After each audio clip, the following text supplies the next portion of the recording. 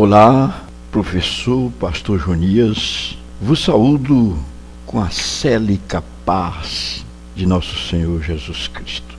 Os principais valentes de Davi.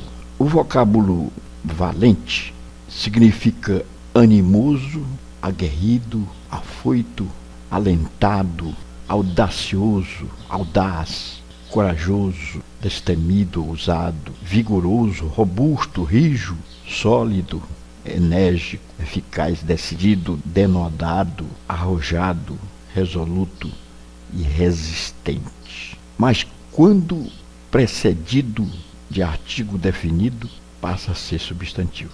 E aqui estão elencados os 37 valentes que estavam sempre ladeando Davi. Estes homens não tinham medo nem da morte, eram corajosos, audazes, vigorosos, resistentes. Eles estão hierarquizados nos capítulos 23 de segundo livro de Samuel, versículos de 8 a 12, e no primeiro livro de Crônicas, capítulo 11, versículos de 10 a 47. O critério de hierarquização são as façanhas realizadas por eles. O que colocava estes homens em destaque para ser chamados valentes de Davi eram os feitos realizados por eles. E aqui não valia discurso, conversinha, justificativa. O que valia aqui era luta. Estes homens provaram que eram valentes. Davi se tornou um vulto de destaque graças aos homens que estiveram sempre do seu lado. E aqui vai a primeira lição. O seu êxito dependerá muito daqueles que estão à sua volta. Temos aqui nesses capítulos 37 homens valentes que foram categorizados e hierarquizados, formando um grupo de 30 homens e depois, especialmente, de 3 homens. Josebe, Bassebete, Eleazar e Samar, os 3 maiores valentes de Davi.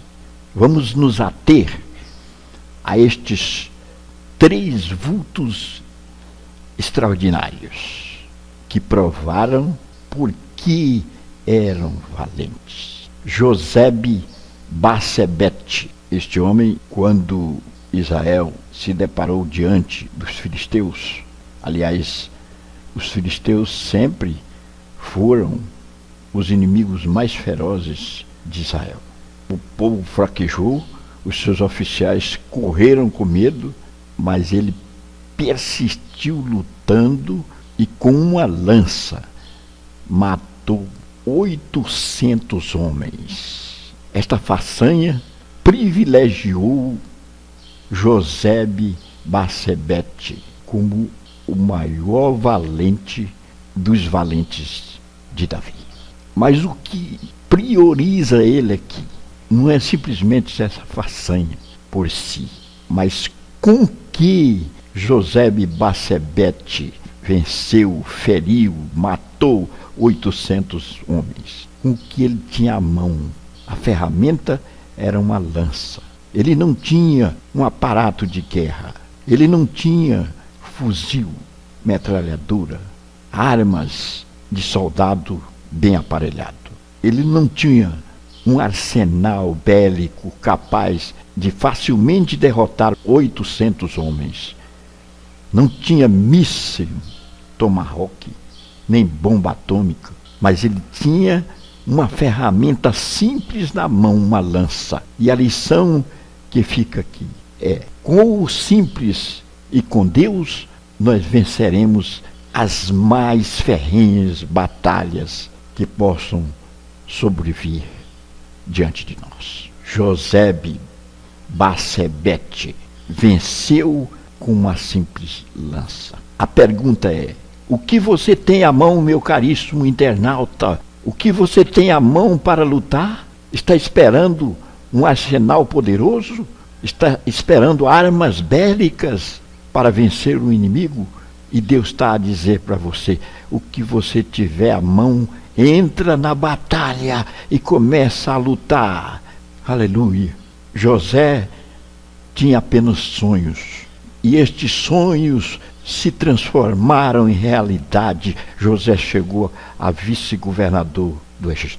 Moisés, acossado pelo exército inimigo, o exército do faraó poderoso do Egito, entre o mar e Pi-Hahirote, sem uma saída, o Senhor fala a ele: o que tu tens às mãos, diga ao povo que marche, estende a vara sobre as águas. E Moisés estendeu, e as águas se abriram.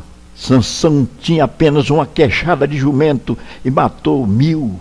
Eliseu tinha apenas um pedaço de pau e jogou sobre as águas barrentas do Jordão, e o machado flutuou. Davi tinha 5 pedras e só usou uma pedrinha e derrotou o gigante Golias.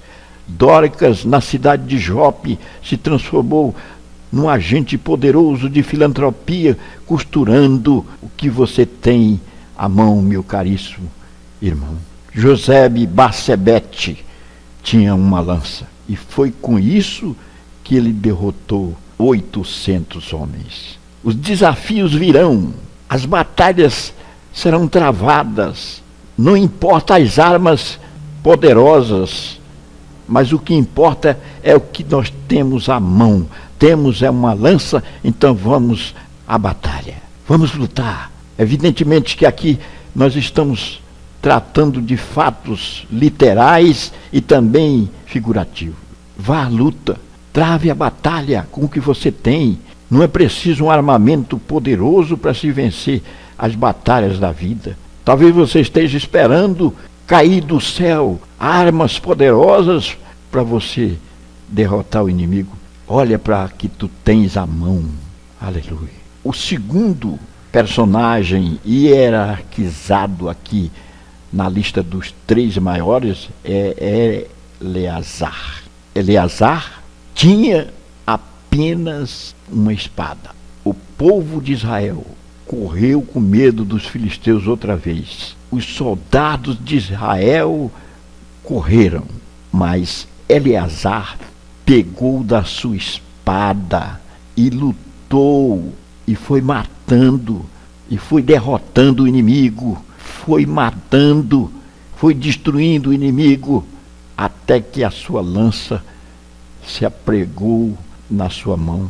E quando ele se cansou, tentou largá-la e não conseguiu, ela estava grudada na sua mão. Isto mostra que não podemos largar a espada. Numa linguagem figurativa, a espada aqui é a palavra de Deus, é a Bíblia Sagrada. Não podemos largá-la. Ela é a espada que vai vencer o inimigo. A única arma de ataque para vencer Satanás e os demônios é a palavra de Deus, é a Bíblia Sagrada. Ela precisa estar bem segura em nossas mãos e com habilidade precisamos desfechá-la contra o algoz inimigo. Aleluia. A palavra de Deus é viva e eficaz e mais penetrante do que espada alguma de 2 gumes, penetra até a divisão da alma e do espírito, até a divisão da alma e do espírito, até as juntas e medulas, é apta para discernir os pensamentos e intenções do coração. É com a palavra de Deus que nós vamos ferir o inimigo. A palavra de Deus adentra no coração, a palavra de Deus é viva e eficaz, a palavra de Deus produz resultados, a palavra de Deus é o martelo que esmiuça a penha, a palavra de Deus é a espada poderosa que dissipa o poder do inimigo. De que maneira o jovem poderá conservar puro o seu caminho, observando segundo a tua palavra, ó Senhor? A palavra de Deus é antídoto contra o pecado.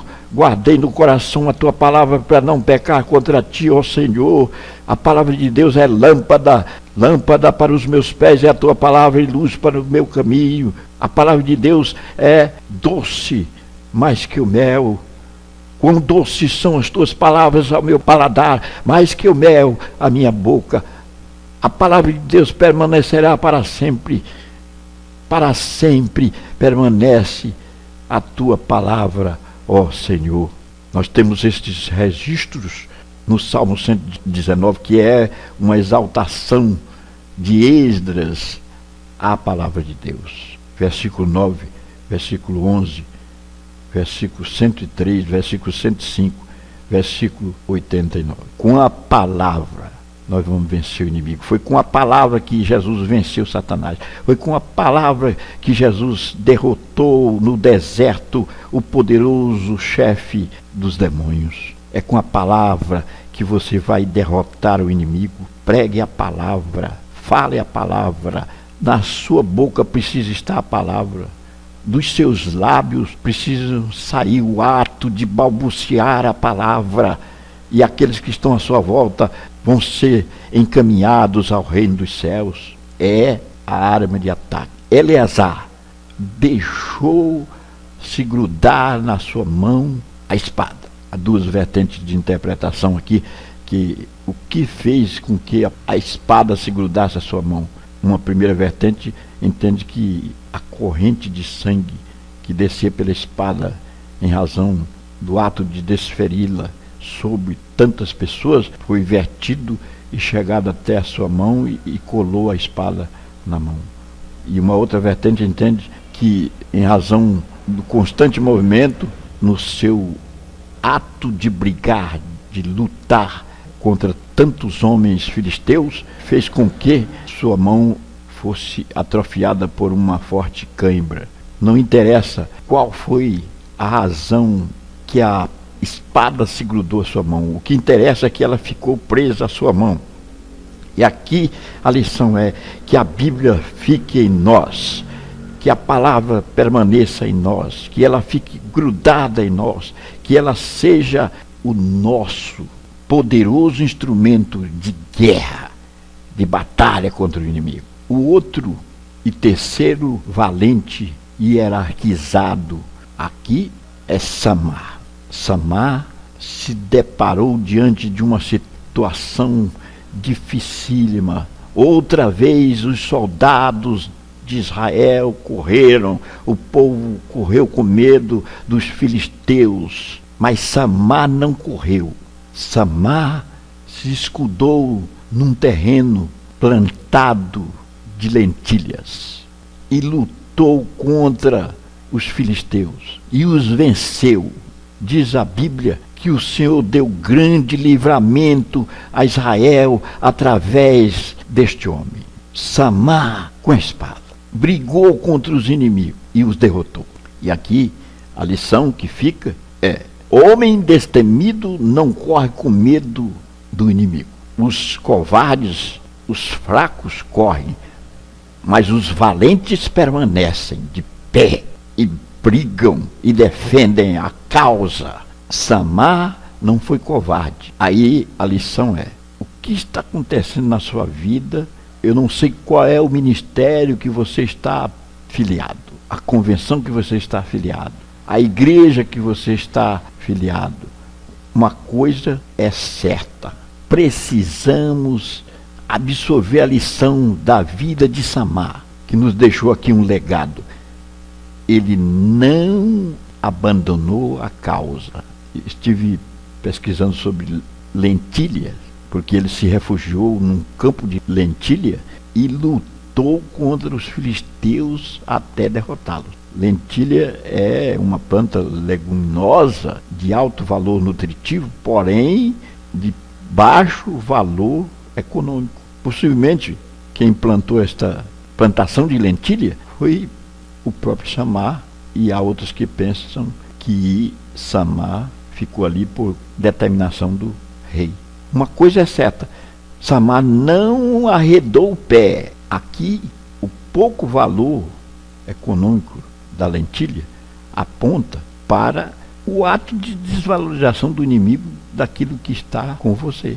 Quem sabe os inimigos, eles não estão interessados no que você tem, no que você está envolvido. Uma coisa precisa ficar aprendida aqui: o que você é pode não representar grande coisa para o seu inimigo, mas com Deus você será vitorioso. O que você é na vida Isso é interessante para lhe fazer vencedor com Deus. Você é faxineiro? Faxine. Você é guarda? Você é soldado? Oficial? Comerciante? Vendedor? Pedreiro? Fiscal? Professor? Advogado? Médico? Juiz? Político? Fazendeiro? Agricultor? Campesino ou urbano? Rico ou plebeu? O que você é que vai fazer a diferença com Deus? Samar se refugiou no campo de lentilha. Quem sabe o inimigo está a desdenhar de você e a dizer: o que você tem não é significativo, está sendo discriminado. Quem sabe até aqueles que estão à sua volta não estão te valorizando muito pelo que você é. Uma coisa é certa: Deus te dará a vitória maiúscula. Meus caríssimos internautas, Josebe Bassebete foi um vulto extraordinário e o maior valente de Davi. Ele matou 800. O interessante é que ele lutou com o que ele tinha. Tem muito obreiro sentado no púlpito esperando tanta coisa, espera um carro conversível, uma viatura pomposa, espera uma casa muito boa, espera uma grande igreja para poder entrar em ação. Tudo isso é muito bom, não somos contra, mas o que você tem à mão é com isso que você vai desenvolver o trabalho do Senhor, aonde quer que você esteja. Aleluia! Deus vai te dar maiúscula vitória com o que você tem. Não podemos ficar esperando um encaminhamento pomposo, esperando armas pomposas, recurso, dinheiro, coisas assim. Tudo isso é muito bom, mas se faz missão com o que se tem à mão. Aleluia. Eleazar lutou, não correu, desfechou a espada e venceu o inimigo. A palavra é a grande força que nós temos para lutar e vencer o inimigo. Eleazar teve a espada grudada na sua mão, não largou a espada, mesmo quando cansado. E a lição que fica é: a Bíblia deve ser priorizada em nossa vida. Samar se refugiou num campo insignificante de lentilhas. Quiçá os invejosos ou aqueles que estão à sua volta não te valorizem muito, desdenhem de você e achem que você é insignificante. Faça como Samar. Não arrede o pé da batalha, porque Deus te dará a vitória. Deus é contigo. A palavra de Deus é o suficiente. O que você tem com Deus na sua vida já é o suficiente para você ter a vitória. Você já é um vencedor com estes dois elementos. Deus na tua vida e